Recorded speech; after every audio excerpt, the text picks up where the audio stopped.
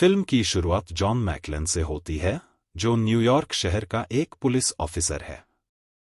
वह क्रिसमस की पूर्व संध्या पर लॉस एंजेलिस जा रहा है ताकि वह अपनी पत्नी होली जेनरो के साथ रिश्ते को सुधार सके। होली ने अपने करियर के लिए लॉस एंजेलिस जाने का फैसला किया था और इसी वजह से उनके रिश्ते में दरार आ गई है।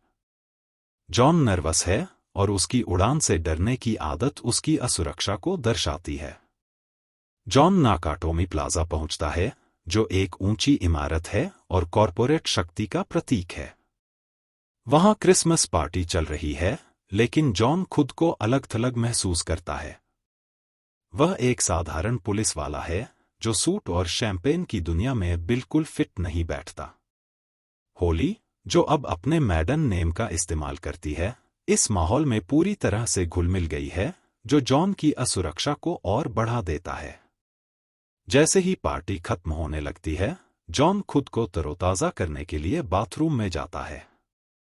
यहीं पर पहली बार मुसीबत के संकेत दिखाई देते हैं। संगीत बंद हो जाता है। लाइटें झपकने लगती हैं। जॉन को कुछ आवाजें सुनाई देती हैं, कदमों की आहट, बंदूक की गोलियों की आवाज। वह सतर्क होकर बाहर झांकता है और उसका दिल धड़कना बंद कर देता है। एक समूह, जो हथियारों से लैस है और टैक्टिकल गियर पहने हुए है, इमारत में घुस आया है। वे व्यवस्थित, कुशल और खतरनाक हैं। जॉन के अंदर का पुलिस वाला जाग उठता है। वह छिपकर अंधेरे में चला जाता है, उसका दिमाग तेजी से काम करने लगता है। वह अकेला है और 40 मंजिला इमारत में फंस चुका है। समूह का नेता, हंस ग्रूबर, कोई आम अपराधी नहीं है। वह करिश्माई, बुद्धिमान और हर कदम पर 3 कदम आगे सोचने वाला है।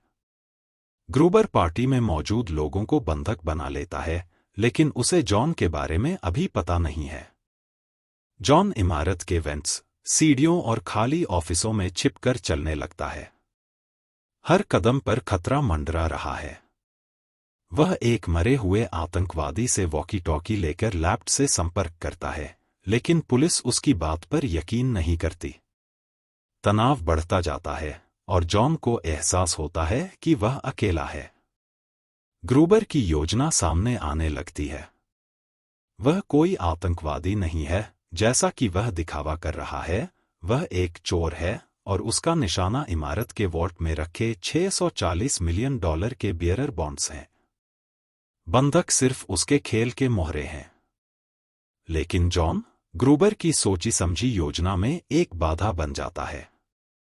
वह ग्रूबर के आदमियों को एक-एक करके खत्म करने लगता है और इमारत एक जानलेवा खेल का मैदान बन जाती है। सबसे रोमांचक दृश्य तब होता है जब जॉन एक ऑफिस में फंस जाता है। वह नंगे पैर है, उसके पैर कांच के टुकड़ों से लहूलुहान हो चुके हैं और उसके पास कोई रास्ता नहीं बचा है। वह एक बंदूक को अपनी पीठ पर टेप करके इमारत की छत से कूद जाता है और एक खिड़की से टकराकर अंदर आ जाता है।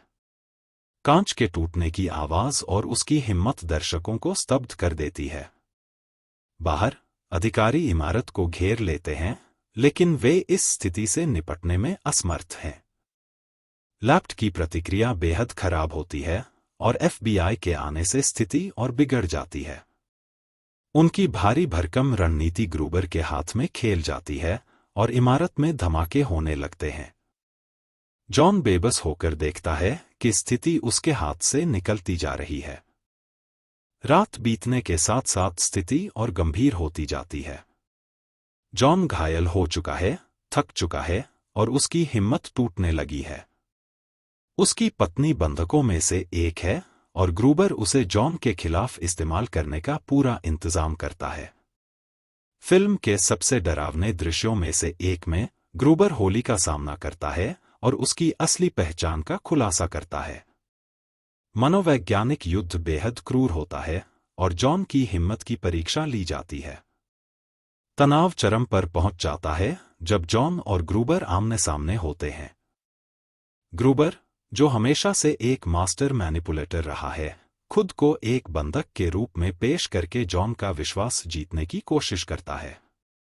एक पल के लिए ऐसा लगता है कि जॉन उसके जाल में फंस सकता है, लेकिन उसकी सूझबूझ उसे बचा लेती है। यह टकराव दिमाग और हिम्मत की लड़ाई है, जहां जॉन की जिद और ग्रूबर की ठंडी, गणितीय बुद्धि आमने सामने होती है। फिल्म का अंतिम हिस्सा सस्पेंस से भरा हुआ है। जॉन, जो अब एक MP5 बंदूक से लैस है, ग्रूबर और उसके बचे हुए आदमियों से लड़ता है। इमारत में आग लग चुकी है और संरचना टूटने के कगार पर है। जॉन और ग्रूबर के बीच अंतिम मुकाबला इमारत की छत पर होता है, जो दर्शकों को एडज ऑफ द सीट पर बैठा देता है। एक दिल दहला देने वाले पल में ग्रूबर इमारत से गिरता है और होली की कलाई को पकड़ लेता है।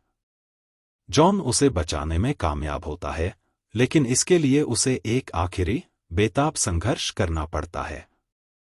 फिल्म का अंत जीत और कड़वाहट से भरा हुआ है, क्योंकि जॉन और होली फिर से एक होते हैं और उनका बंधन पहले से भी मजबूत हो जाता है। डाई हार्ड सिर्फ एक एक्शन मूवी नहीं है, यह हिम्मत, सूझबूझ और इंसानी जज्बे की कहानी है। जॉन एक आम इंसान है जो खामियों से भरा हुआ है, लेकिन उसकी लड़ाई हम सभी को प्रेरित करती है। फिल्म का सस्पेंस बेहद शानदार तरीके से बुना गया है, जहां हर दृश्य पिछले दृश्य पर आधारित होता है और दर्शकों को एडज ऑफ द सीट पर बैठा देता है।